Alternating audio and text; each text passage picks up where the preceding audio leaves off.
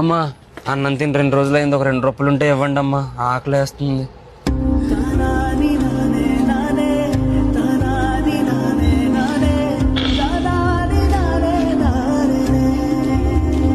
సరే, ఈ 100 రూపీస్ తీసుకొని మంచి ఫుడ్ తిను, సరేనా?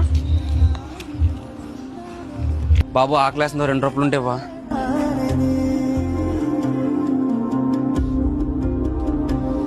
ఏ బాబు ఆగు, ఇప్పుడే 100 రూపాయలు ఇచ్చాను కదా, మళ్ళీ అడుక్కుంటున్నా. ఇంటికి వెళ్ళిపోవచ్చు కదా తినేసి. ఆకలి తీర్పింది కదా, అడుగు కూడా మానేస్తామా అమ్మ? రేపు ఆకలి వేయకూడదు, నా కడుపుకు తెలియదు కదా. అవును, నువ్వు చెప్పింది కూడా కరెక్టే. అవును, నేను ఇతనికి రోజు అన్నం పెట్టించగలిగితే ఇతనికి అడుక్కునే పరిస్థితే ఉండదు కదా. ఏ బాబు ఆగు, నేను నీకు రోజు అన్నం పెట్టిస్తాను, నువ్వు అడుక్కోవడం మానేస్తావా? అంతకంటే ఇంకేం కావాలమ్మా?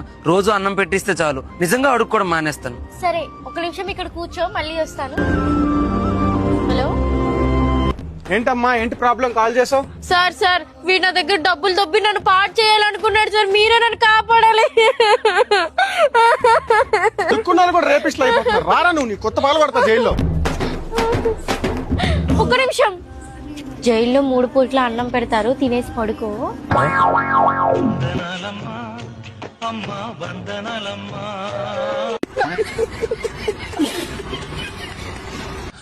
అమ్మా అన్నం తిని 2